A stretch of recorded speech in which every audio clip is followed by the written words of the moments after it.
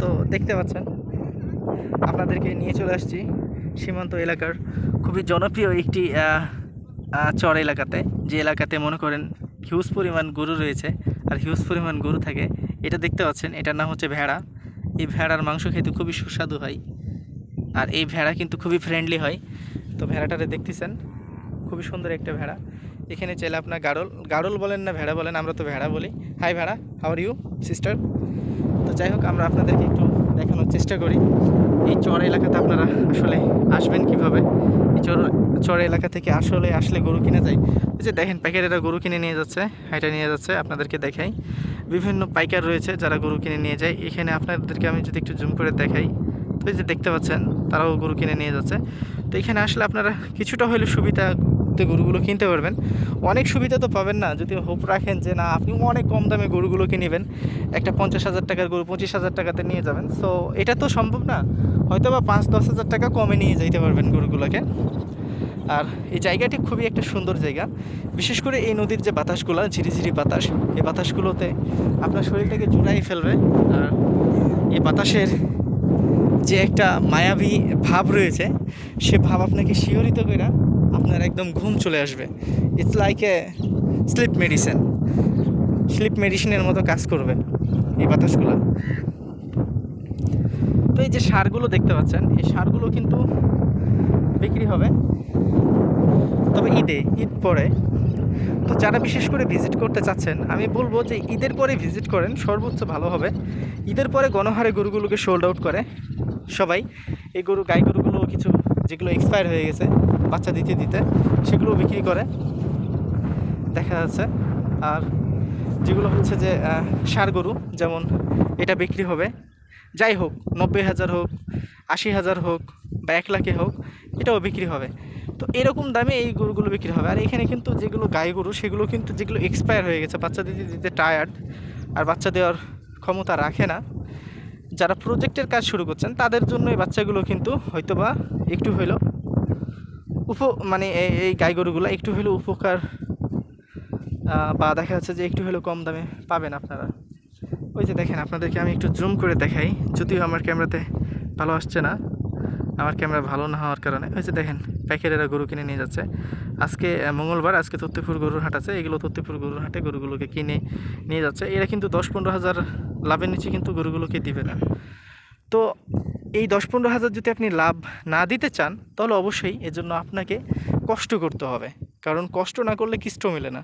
আপনি যদি ঘরে বসে থাকেন, আপনি যদি ঘরে বসে থেকে ভাবেন যে না যাব করব, হ্যাঁ হবে, এরকমই হবে না। আপনাকে মাঠে নামতে হবে, একটু কষ্ট করতে হবে। আজকে ওই যে গ্রামের পাইকারগুলো যেগুলো কিনে নিয়ে যাচ্ছে, তাদের 2-3 তলা বাড়ি, তারা কিন্তু কষ্ট করে 2-3 তলা বাড়ি বানিয়ে ফেলছে। হয়তো বা কেউ 2 বছর থেকে করছে, কেউ 5 বছর, কেউ 10 বছর, এরকম করেই তারা বাড়ি বানিয়ে ফেলছে। আপনিও যদি এরকমভাবে বাড়ি বানাতে চান, তো তাদের মতোই স্ট্রাগল আপনাকে করতে হবে, কারণ কোনো কাজই মনে করেন যে কষ্ট ছাড়া হয় না। প্রত্যেকটা কাজে আপনাকে কষ্ট করতে হবে, কারণ কষ্ট ছাড়া কিষ্ট মেলে না। আপনি যদি কষ্ট করেন তারপরে আপনি কিষ্ট পাবেন, তাছাড়া কিষ্ট পাবেন না। আর বিশেষ করে এই যে এলাকাতে যে গরুগুলো কিনে, যে পাইকারগুলো, এরা কিন্তু বাকিতে গরুগুলো কিনে নিয়ে যায় 1 মাস 2 মাস পরে গরুর টাকাগুলো দেয়। তো আপনারা যখন আসবেন ওদের চাইতে 5,000 কমই পাবেন, কারণ তারা নগদ টাকাটা পেয়ে যাবে। তাদের চাইতে যদি 5,000 কমও বলেন, তারা গরুটা দিয়ে দেবে, কারণ তারা ভাববে যে নগদ টাকাটা পাবে। এরা গরু দেওয়ার পরে এমনও হয় যে মাসের মাস ঘুরে টাকার জন্য, এমনও হয় মাসের মাস টাকার জন্য ঘুরে, কিন্তু টাকা দেয় না। তারপরে বলে যে গরু পাইলা লস হয় না, গরু বিক্রি করে লস হয়ে গেছে, 5,000 কম নাও, তাহলে 10,000 কম নাও। এরকমও অবজেকশন অনেক রয়েছে এই স্থানীয় পাইকারদের বিরুদ্ধে। তো অবশ্যই আপনি যদি এই গরুগুলোকে কিনতে চান, আপনাকে প্রথমে চাঁপাইনবাবগঞ্জ আসতে হবে। চাঁপাইনবাবগঞ্জ আসার পরে আসতে হবে শিখগঞ্জ আসার পরে আপনারা যদি বলেন যে চর এলাকাতে আসবেন, বর্ডার এলাকাতে, পদ্মা নদীর চর বর্ডার এলাকায়, তাহলে যে কেউ নিয়ে চলে আসবে। তবে হ্যাঁ, এখানে তো গাড়ি আসবে না, একটা মোটরসাইকেল হলে ভালো হবে। যারা আমাদের সাথে কথা বলতে চান, চাইলে কথা বলতে পারেন। আমার নাম্বারটি হচ্ছে 017-160-54-375, এটি হচ্ছে আমার ইমো নাম্বার। তো যারা কথা বলতে চাচ্ছেন তারা অবশ্যই আমার সাথে এসে কথা বলতে পারেন। আর এই যে নদী দেখতে পাচ্ছেন, এটা হচ্ছে যে ইন্ডিয়া না সরি বাংলাদেশের নদী, এটা হচ্ছে শাখা। আর আমরা যদি ওইখানে যাই, একটু ওইদিকে যাই, ওই যে বালুচরের উপরে যাই, তাহলে ওইটা আমরা পেয়ে যাবো ইন্ডিয়া বাংলাদেশের যৌথ একটা নদী, যৌথ একটা নদী পেয়ে যাবো আমরা, পদ্মা নদী। তবে এদিকে তারের বেড়া আছে না না নাই আপনাদেরকে বলি, আসলে তো এটা আমাদের বাংলাদেশের পলিসির বিরুদ্ধে, এটা বলা যাবে না বা এটা বলা উচিত না। বর্ডারের কোনো ইনফরমেশন দেওয়া আসলেই ঠিক না, বা এটা আইন এটাকে ভালোভাবে দেখে না। তবে এই এলাকার মানুষ,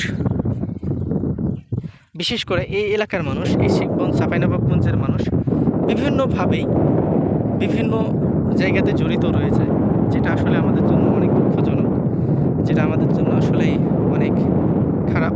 যারা খারাপ কিছু করে তারা তো অবশ্যই দেশের জন্য খারাপই, যারা ভালো কিছু করে তারা অবশ্যই ভালো কিছু। আমি পার্সোনালি যে গরুগুলো পার হয় কি না হয় সেটাকে আমি মনে করেন যে এটাকে খারাপভাবে নিই না, হয়তো বা এটার জন্য আমাদের দেশের ক্ষতি হচ্ছে না, হ্যাঁ সরকার ট্যাক্সটা পাচ্ছে না, কিন্তু এই গরু আনতে যায় যারা মাদক থেকে বিভিন্ন জিনিস যারা নিয়ে আসে, আসলে তাদের জন্য আমাদের দেশটা পুরোই ধ্বংস হয়ে যাচ্ছে। এদের বিরুদ্ধে আমাদের কথা বলতে হবে, এদের বিরুদ্ধে আমাদেরকে লড়তে হবে। এদের বিরুদ্ধে না লড়লে কখনোই ভালো কিছু হবে না আমাদের দেশের জন্য। কারণ একটা ফ্যামিলিতে যদি একজন মনে করেন যে নেশাগ্রস্ত ছেলে হোক মেয়ে হোক যেই থাক না কেন, তাহলে সেই ফ্যামিলিটা নষ্ট হয়ে যায়। আর এই ফ্যামিলিটা তাদের জন্যই নষ্ট হয় যারা এই সব অসৎ কাজগুলো করে থাকে ইন্ডিয়ার সাথে। তো আসলে ইন্ডিয়া আমাদের কোনো সময় ভালো জিনিস দেয় না, যেগুলো খারাপ জিনিস আমাদের দেশের জন্য ক্ষতিকর সেই জিনিসগুলোই আমাদেরকে দিবে। আমি ইন্ডিয়ার বিরুদ্ধে কোনো সময় যাব না, কারণ ইন্ডিয়াকে আমরা খারাপ বলতে চাই না। ইন্ডিয়ার মানুষ খারাপ না, বাংলাদেশের সব মানুষ খারাপ না, কিছু মানুষ আছে যারা অসতী ব্যবসায়ী, তারাই খারাপ। আর তাদের জন্য আজকে আমাদের দেশটা ধ্বংসের পথে যাচ্ছে।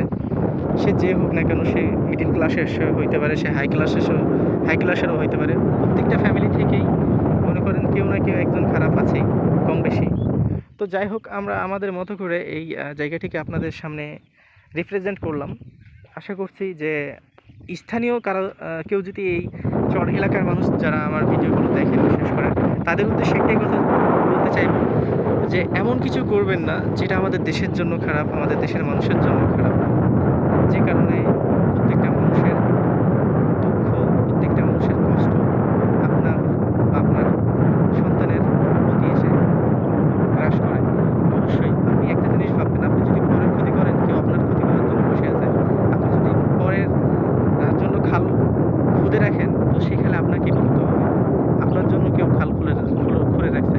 এই বিষয়গুলো মনে রাখবেন, সবসময় ভালো পথে থাকবেন, ভালো কাজ করবেন, ভালো কিছু করবেন, ভালো কিছু হবে, খারাপ কিছু করবেন, খারাপ কিছু হবে। আমি সবসময় চেষ্টা করি আপনাদেরকে ভালো কিছু জানানোর। আর আপনারা অবশ্যই এই এলাকাতে যদি আসেন, গরুগুলো ভিজিট করে যাবেন, গরুগুলো দেখবেন।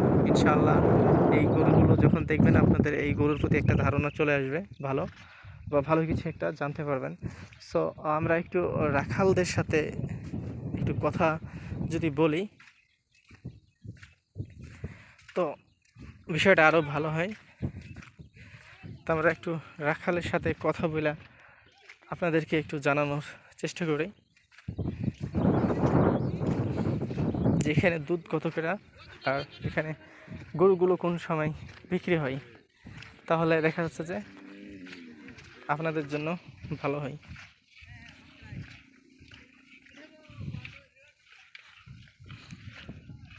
মামা আসসালামু আলাইকুম। মামা ভালো আছেন? মামা দুধ কত করে দিচ্ছেন এখন কেজি প্যাকেটদের? হ্যাঁ হ্যাঁ, গোয়ালে সরি গোয়ালে। আপনারা কত করে দেন? 60 টাকা না, আমরা ওখানে শুনলাম 50 টাকার উপরে দেয় না। আমাদের আমাদের গোয়াল ছাড়া 1 আধ কেজি এমনিতে বিক্রি করবেন। আপনারা গরুগুলো কোন সময় বিক্রি করেন মামা? জ্যৈষ্ঠ মাসে। জ্যৈষ্ঠ মাসে যেগুলো ষাঁড় গরু সেগুলো বিক্রি করেন মনে হয়, প্যারাই। কিন্তু বিক্রি করেন না, গাই গরু না? প্রয়োজন আছে, দাম পাইলে বিক্রি করেন। এগুলো কি আপনারা হাটে নিয়ে যান না স্থানীয় পাইকারেরা এসে কিনে নেন? আপনারা হাটে নিয়ে যান না? ও, তারা আবার তখন নিজে কিছু লাভ করে বিক্রি করে। বুঝতে পারলাম। থ্যাংক ইউ মামা। হ্যাঁ, তো দেখলেন যে জ্যৈষ্ঠ মাসে গরুগুলোকে এনারা বিক্রি করে। তো যাই হোক, ভালো থাকবেন, সুস্থ থাকবেন, পাশাপাশি আমাদের ইউটিউব চ্যানেলটির সাথেই থাকবেন। আল্লাহ হাফেজ, টেক কেয়ার।